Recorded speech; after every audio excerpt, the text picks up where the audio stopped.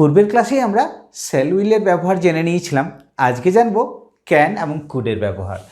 কোথায় ক্যান ব্যবহার হয় বা কুড ব্যবহার হয়, আজকের ক্লাসটা প্রথম থেকে শেষ পর্যন্ত দেখলে আর কোনো সমস্যা থাকবে না।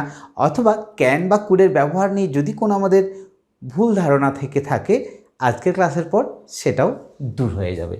আমি প্রথমেই দেখাতে চাইছি ক্যান কীভাবে অ্যাবিলিটি বোঝাতে, অর্থাৎ দক্ষতা বোঝাতে বা ক্ষমতা বোঝাতে বা সক্ষমতা বোঝাতে আমরা ব্যবহার করি। কীরকম? I can play the guitar, আমি গিটার বাজাতে পারি। এর অর্থ কি? I know how to play the guitar, I know how to play the guitar.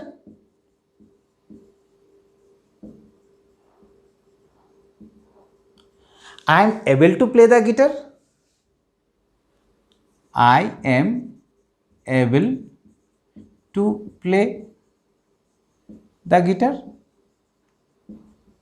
অথবা এটাও বলতে পারি I am capable of playing the guitar, I am capable of playing the guitar, I am capable of playing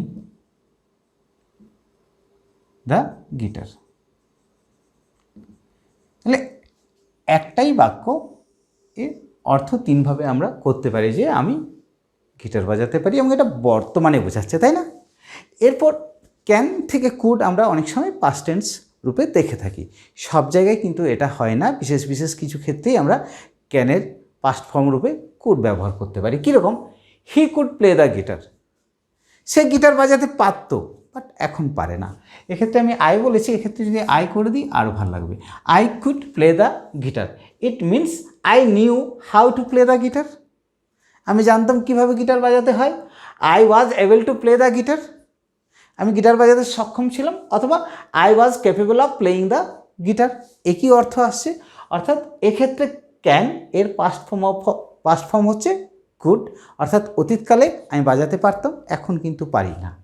আবার narration change আমরা জানি না, সেক্ষেত্রে কিন্তু আমরা ক্যান এর পাস্ট টেন্স রূপে বা পাস্ট ফর্ম রূপে কুড ব্যবহার করে থাকি। The boy said I can easily solve the sum, কী বলবো তখন? The boy said that he could easily solve the sum। অর্থাৎ এক্ষেত্রে ক্যানের পাস্ট ফর্ম রূপে কুড ব্যবহার হয়েছে। এরকম কয়েকটা ঘটনা ছাড়া কুড কিন্তু বাক্যে স্বতন্ত্র বসে। এবং আমরা মডাল ভার্ব যখন আলোচনা করেছিলাম, সেক্ষেত্রে আমি বলেছিলাম যে মডাল ভার্বগুলো একটা টেন্স থেকে আরেকটা টেন্সে রূপান্তর করা যায় না বিশেষ কিছু ক্ষেত্র ছাড়া। এরা খুবই স্বতন্ত্র এবং এদের অন্যান্য ক্রিয়াপদের মতো পাঁচটা রূপ থাকে না। এরপর ক্যাপাসিটি, কোনো জিনিসের যদি কোনো ক্যাপাসিটি বোঝায়, সেক্ষেত্রে কিন্তু আমরা ক্যান অথবা কুড ব্যবহার করে থাকি। কীরকম? The bottle can store 5 litres of water, একটা বটল দেখিয়ে বলছি যে এই বটলটাতে 5 লিটার জল ধরতে পারে। আবার একই ঘটনা আমরা পাস্ট টেন্সের ক্ষেত্রে ব্যবহার করতে পারি।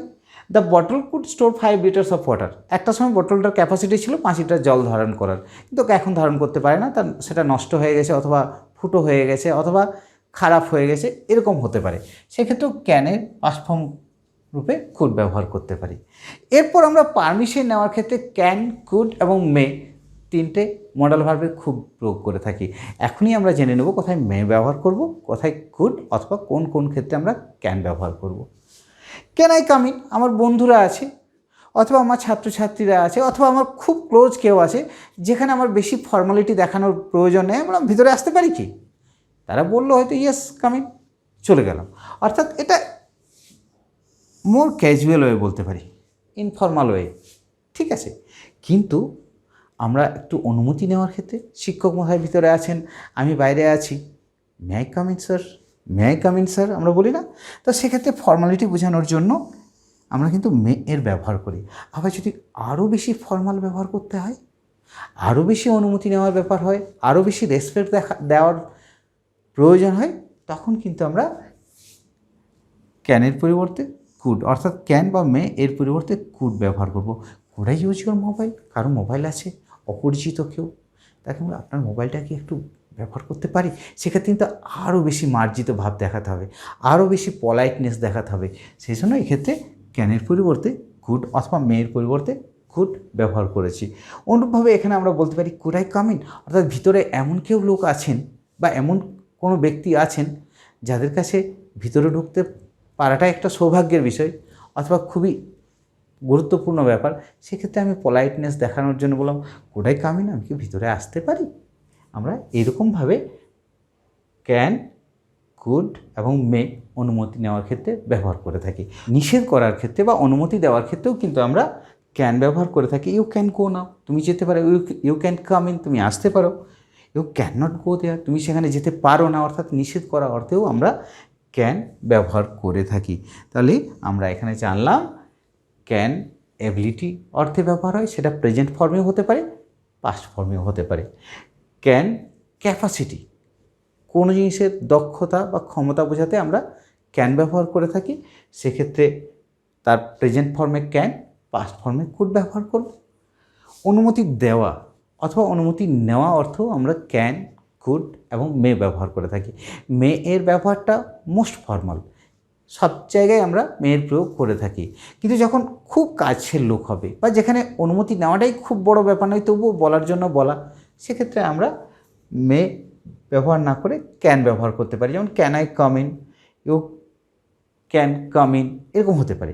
কিন্তু যদি আরও বেশি পলাইটনেস দেখানোর ব্যাপার থাকে, আরও বেশি নম্রতা দেখানোর প্রয়োজন থাকে, সেক্ষেত্রে আমরা ক্যানের পরিবর্তে বা মেয়ের পরিবর্তে কুড ব্যবহার করব। যেমন could I use your mobile. এরপর আমরা জানবো অনুরোধ করা বোঝাতে কীভাবে আমরা ক্যান ব্যবহার করে থাকি প্রেজেন্ট টেন্সের ক্ষেত্রে। Can you help the boy, তুমি কি ছেলেটাকে একটু সাহায্য করতে পারো। অথবা এভাবেও বলতে পারি can you help the boy please, can you help the boy please. আমরা প্লিজ একটা শব্দ শেষে দিতেই পারি। ওকে, তারপরে could you please post the letter, আরও বেশি পলাইটনেস বোঝানোর জন্য তুমি কি আমার চিঠিটা একটু পোস্ট করে দেবে, বা আপনি কি আমার চিঠিটা একটু পোস্ট করে দেবেন, এভাবে আমরা বলতে পারি। Could you bring me a glass of water, কোনো জায়গায় গেছি, আমার খুব জল তেষ্টা পেয়েছে, এমন কোনো লোক আছে যাকে আমি চিনি না, তাকে আমি রিকোয়েস্ট করে বলছি could you bring me a glass of water. এইভাবে আমরা অনুরোধ করার ক্ষেত্রে ক্যান বা কুড ব্যবহার করে থাকি। ওকে, এক্ষেত্রে কিন্তু একটা প্রশ্নযোগ চিহ্ন বসাতে হবে, এখানে ফুল স্টপ আছে। এরপর জানবো পসিবিলিটি, সম্ভাবনা বোঝাতে কীভাবে আমরা ক্যান অথবা কুড ব্যবহার করে থাকি। ইট can get very hot tomorrow, আজকে যা ওয়েদার মনে হচ্ছে বা যা কন্ডিশন মনে হচ্ছে পরিবেশের, তাতে মনে হচ্ছে আগামীকাল তাপমাত্রা আরও বাড়বে। তাহলে এক্ষেত্রে একটা সম্ভাবনা বোঝাচ্ছে, তাই কি বলছি, it can get very hot tomorrow, এক্ষেত্রে ক্যান কিন্তু সম্ভাবনা বোঝাচ্ছে। আবার you could have broken your hand, past টেন্সে হতে পারত, ঘটেনি, তোমার হাতটা তুমি ভাঙতে পারতে, কোনো ঘটেছিল হয়তো যে তার ভুলের জন্য হয়তো হাতটা ভেঙে যেতে পারতো, ভাঙেনি, অতীতকালে ঘটতে পারতো কিন্তু ঘটেনি। আবার অফার করা, কাউকে কিছু দেওয়া অর্থেও আমরা কিন্তু ক্যান ব্যবহার করে থাকি। কীরকম, can I carry your luggage, কোনো বয়স্ক লোক যাচ্ছেন, ক্লান্ত হয়ে গেছেন, মনে হচ্ছে ওনাকে একটু হেল্প করা দরকার আছে, তখন আমি বলছি can I carry your luggage, আপনার লাগেজটা কি আমি একটু নিয়ে যেতে পারি। তাহলে এখানে আমি তাকে অফার করছি, আমি সার্ভিস অফার করছি, তিনি অ্যাকসেপ্ট করবেন না করবেন আলাদা জিনিস, আমি তাকে অফার করছি। আবার ইফ আই হ্যাড সাম মানি, কোনো বন্ধু আমার কাছে এসছে অথবা অন্য কেউ এসছে পরিচিত, আমার কাছে টাকা চাইছে, আমার কাছে টাকা নেই, তবুও আমি কী বলছি, if I had some money, যদি আমার কাছে কিছু টাকা থাকতো, I could have helped you, আমি তোমাকে সাহায্য করতে পারতাম। আমার কাছে টাকা নেই, আমি সাহায্য করতে পারছি না, তবুও বলছি যদি আমার কাছে টাকা থাকতো আমি তোমাকে সাহায্য করতে পারতাম। এক্ষেত্রে কিন্তু কুড অফার এই সেন্সে বলেছে। আমরা সাবজেক্টিভ মোড জানি, কন্ডিশনাল সেন্টেন্স আলোচনা করেছি, এর আগে ক্লাস করা আছে, এটা সেকেন্ড কন্ডিশনাল টাইপ আসছে, সেখানে গেলে আমরা বুঝতে পারবো কন্ডিশনাল সেন্টেন্সগুলো কীভাবে গঠন হয়, এর অর্থ কীভাবে প্রয়োগ হয় বাক্যে। তাহলে আমরা অফার করা অর্থেও কিন্তু ক্যান অথবা কুড ব্যবহার করে থাকি। এক্ষেত্রে প্রপোজাল বা সাজেশন, সেক্ষেত্রেও কিন্তু ক্যান বা কুড ব্যবহার করে থাকি। এখানে একটা কুডের উদাহরণ আমি তুলে ধরেছি। কীরকম, we could go for a trip if you like, যদি তোমার মনে হয় তাহলে আমরা একটা ট্রিপে যেতে পারি। তাহলে এখানে প্রপোজ করা বা সাজেশন দেওয়া অর্থেও আমরা কুড ব্যবহার করেছি। ওকে, এরপর আমরা জানব ক্যান। ক্যান একটা ক্রিয়াপদ, মডেল ভার্ব, তাই তো? আমরা এর কন্ট্রাক্টেড ফর্ম এভাবে লিখতে পারি, ক্যান নট। অন্যান্য ক্ষেত্রে দুবার অ্যান লিখতে হয়, এক্ষেত্রে দুবার অ্যান লেখার দরকার নেই। তাহলে এর কন্ট্রাক্টেড ফর্ম নেগেটিভের ক্ষেত্রে কান্ট, উচ্চারণটা কী হবে? কান্ট। আবার আমরা যদি কন্ট্রাক্টেড ফর্ম না লিখি তাহলে কি করব?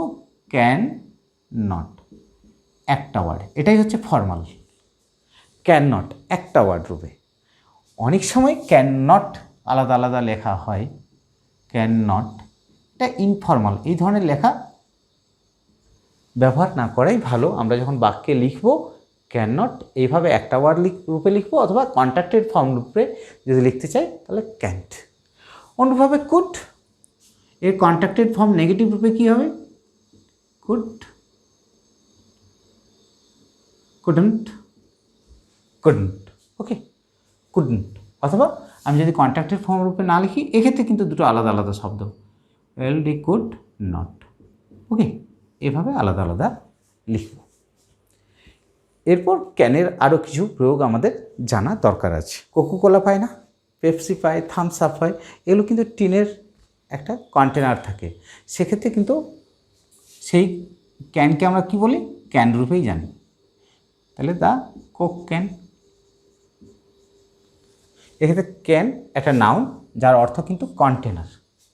ওকে, কোক ক্যান, বিয়ার ক্যান হতে পারে, আমরা ব্যবহার করতে পারি। অথবা দ্য ক্যান টয়লেট অর্থেও ব্যবহার হয়। Okay, he is in the can, সে টয়লেটের মধ্যে আছে। আবার ক্যান জেলখানা রূপেও ব্যবহার হতে পারে, সেক্ষেত্রে কী বলবো? The can. He is in the can for a Seely mistake, অর্থাৎ এক্ষেত্রে ক্যান প্রিজন অর্থেও ব্যবহার হয়। এগুলো কিন্তু অ্যাডভান্স লেভেল। আমরা যদি কনসাইজের ডিকশনারি, অক্সফোর্ডের ডিকশনারি বা অন্য কোনো কলিন্সের ডিকশনারি খুঁজি, সহজেই এই অর্থগুলো পাবো বা এই প্রয়োগগুলো জানতে পারবো। আবার ক্যান এই শব্দটাকে আমরা মূল ক্রিয়াপদ রূপেও বাক্যে ব্যবহার করতে পারবো। কীরকম? মিল্ক ইজ ক্যান্ড,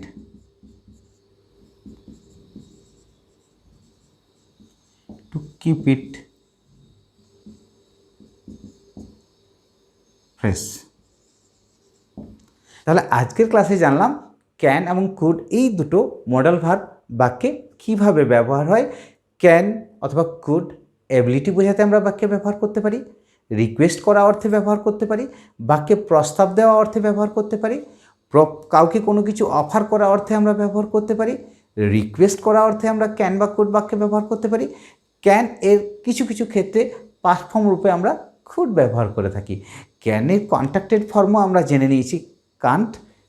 কুডের কন্ট্রাক্টেড ফর্ম জেনে নিয়েছি, কুডন্ট।